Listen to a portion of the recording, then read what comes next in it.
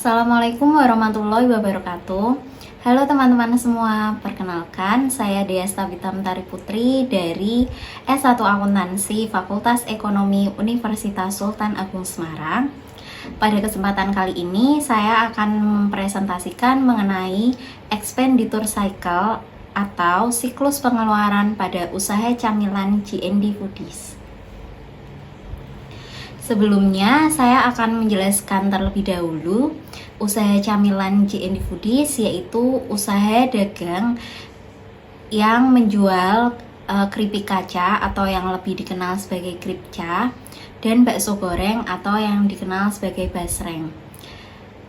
Pada G&D Foodies menjual keripik kaca dan bakso goreng dengan varian rasa, ada original, ada pedas atau cabai merah, ada ekstra pedas, cabai hijau, rumput laut, balado, dan lain-lain.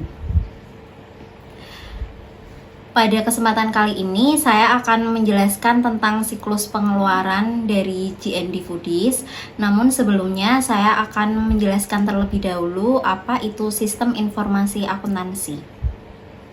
Menurut Romney dan Steinberg, sistem informasi akuntansi merupakan sebuah sistem yang dapat mengumpulkan, mencatat, menyimpan, dan memproses data untuk menghasilkan informasi bagi para pembuat keputusan. Hal ini termasuk orang, prosedur dan instruksi, data, perangkat lunak, infrastruktur teknologi informasi, kontrol internal, serta langkah-langkah keamanan. Dan berikut ini adalah sistem pengendalian internal. Pengendalian internal merupakan suatu proses yang dipengaruhi oleh sumber daya manusia dan teknologi informasi yang dirancang untuk membantu sebuah organisasi atau perusahaan untuk mencapai tujuannya masing-masing. Pengendalian internal ini sebuah cara untuk mengawasi, mengarahkan, dan mengukur sumber daya manusia dalam suatu organisasi atau perusahaan. Pengendalian internal cukup penting bagi perusahaan karena menyangkut data-data di dalam perusahaan yang pada setiap data itu harus diverifikasi. Tujuan dari sistem pengendalian internal yaitu yang pertama untuk memastikan kegiatan perusahaan berjalan sesuai kebijakan yang telah berlaku. Kedua, untuk menjaga aset atau keuangan dalam sebuah perusahaan. Ketiga, untuk mencapai tujuan dari perusahaan yang sebelumnya telah ditetapkan. Keempat, untuk menghasilkan laporan keuangan yang akurat dan tepat. Kelima, untuk mencegah kerugian yang terjadi pada sumber daya perusahaan.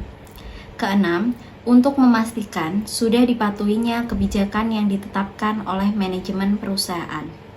Dan yang terakhir, untuk mendorong efektivitas dan efisiensi kegiatan operasional perusahaan. Kemudian berikut saya akan menjelaskan mengenai unsur-unsur pokok sistem pengendalian internal pada G&D Foodies. Yang pertama, ada struktur organisasi dan pemisahan fungsi. Jadi pada G&D Foodies ini saya memisahkan fungsi-fungsi sesuai jabatan masing-masing. Yang pertama, pemilik usaha yaitu bertugas merancang usaha dan mengembangkan usaha untuk dapat mencapai tujuan perusahaan. 2. Manajer perusahaan yaitu bertugas menyumbangkan ide-ide kreatif untuk mengembangkan usaha, dapat memilih sebuah keputusan yang akan diambil, serta mengotorisasi transaksi yang terjadi. 3. Bagian pengadaan bahan baku, mencari supplier bahan baku yang berkualitas baik langsung dari produsen bahan baku. 4.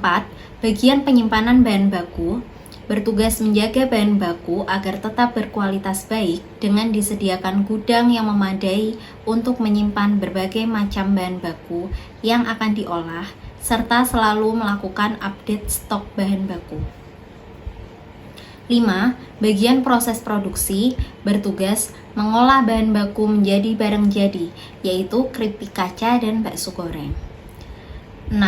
Bagian penyimpanan barang jadi atau gudang barang jadi atau stok bertugas menyimpan dengan aman barang jadi yaitu yang sudah berupa camilan di gudang yang sesuai standar dan selalu melakukan stok opnam secara berkala. 7. Bagian checking atau tester rasa bertugas memastikan camilan yang sudah jadi, tekstur dan rasanya saat dicoba sudah sesuai dengan standar yang ditentukan perusahaan. 8. Bagian akuntansi atau keuangan, yaitu bertugas mencatat seluruh pesanan dari customer dan memastikan stok masih tersedia. Dan juga mencatat transaksi-transaksi keuangan, baik penerimaan maupun pengeluaran. 9. Bagian pengemasan atau packing bertugas melakukan pengemasan produk dengan rapi dan menggunakan kemasan sesuai standar yang berlaku agar menjaga kualitas camilan yang siap disaji oleh konsumen. 10. Bagian pengiriman, yaitu bertugas mengecek barang yang siap dikirim apakah sudah sesuai dengan pesanan, kemudian memastikan bahwa barang atau kemasan tidak ada yang rusak, lalu mengirimkan barang tersebut ke ekspedisi yang aman dan terpercaya, yang sudah dipilih oleh perusahaan.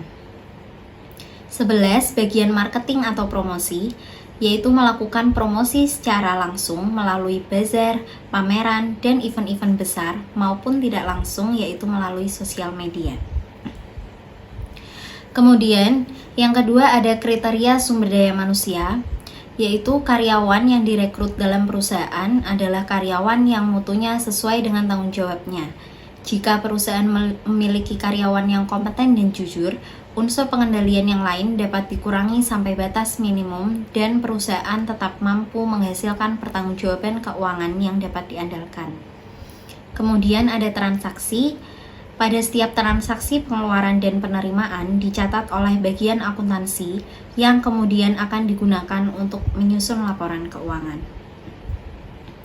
Kemudian ada otorisasi, yaitu setiap transaksi hanya terjadi atas dasar otorisasi dari pejabat yang memiliki wewenang, yaitu manajer, untuk menyetujui terjadinya transaksi tersebut. Kemudian ada pencatatan. Setiap bagian pasti melakukan pencatatan internalnya masing-masing, yang kemudian catatan tersebut dapat digunakan untuk pengecekan semua transaksi yang terjadi dalam perusahaan. Kemudian yang terakhir ada pembandingan komposisi biaya dengan keperluan, yaitu pembandingan atau evaluasi dilakukan setiap bulannya oleh bagian akuntansi, terutama bagian penerimaan dan pengeluaran barang dagang dengan kenaikan harga supplier atau minat pembeli yang meningkat. Dan berikut ini adalah siklus akuntansi. Siklus akuntansi secara khusus diartikan sebagai proses berulang untuk melakukan identifikasi, analisis, dan merekam setiap kegiatan akuntansi dalam sebuah perusahaan. Siklus dalam kegiatan akuntansi ini terjadi dalam kurun waktu 1 tahun. Dalam kurun waktu tersebut, semua prinsip, kaidah, metode, hingga teknik-teknik dalam akuntansi digunakan untuk mencatat segala kegiatan akuntansi perusahaan. Dan berikut ini adalah siklus pengeluaran atau expenditure cycle pada G&D Foodies. Dan sebelumnya saya akan menjelaskan pengertiannya terlebih dahulu, yaitu siklus pengeluaran adalah rangkaian kegiatan bisnis dan operasional pemrosesan data terkait yang berhubungan dengan pembelian serta pembayaran barang dan jasa. Siklus pengeluaran melibatkan beberapa aktivitas yang berhubungan dengan pembelian bahan baku, persediaan barang-barang, dan jasa. Kegiatan ini termasuk mengidentifikasikan dan mendokumentasikan semua pengeluaran uang, menyiapkan order pembelian, menerima kiriman barang, dan mencatat persediaan. Dan berikut ini adalah narasi siklus pengeluaran dari G&D Foodies. Yang pertama, bagian gudang stok bahan baku melakukan permintaan pembelian bahan baku kepada bagian pengadaan bahan baku. 2. Bagian pengadaan bahan baku harus memastikan dahulu bahwa ketersediaan barang yang diinginkan memang tidak mencukupi. 3. Selanjutnya, dilakukan pemilihan ke pemasok atau supplier mana bahan yang akan dipesan, bersamaan dengan proses identifikasi kebutuhan bahan yang ingin dibeli. 4. Setelah memilih pemasok yang dipercaya untuk mendatangkan bahan yang akan dipesan, sudah diidentifikasikan, kemudian perusahaan memesan bahan baku ke pemasok. 5. Bagian pengadaan bahan baku menerima faktur pembelian dari supplier. Berdasarkan faktur tersebut, bagian pengadaan bahan baku membuat surat permintaan pengeluaran kas atau yang disebut dengan SPPK sebanyak 2 rangkap. Rangkap 1 diserahkan ke bagian keuangan dan rangkap 2 diarsipkan sementara oleh bagian pengadaan bahan baku. 6. Bagian akuntansi mengotorisasi SPPK tersebut dan membuat bukti kas keluar. Sebanyak 2 rangkap. Rangkap 1 diserahkan ke bagian pengadaan bahan baku beserta kas. Rangkap 2 diarsipkan permanen di bagian akuntansi.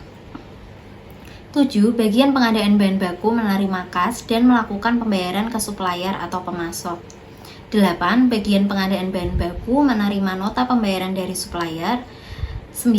Nota pembayaran diserahkan ke bagian akuntansi untuk dilakukan pencatatan kas keluar dan diarsipkan permanen. 10.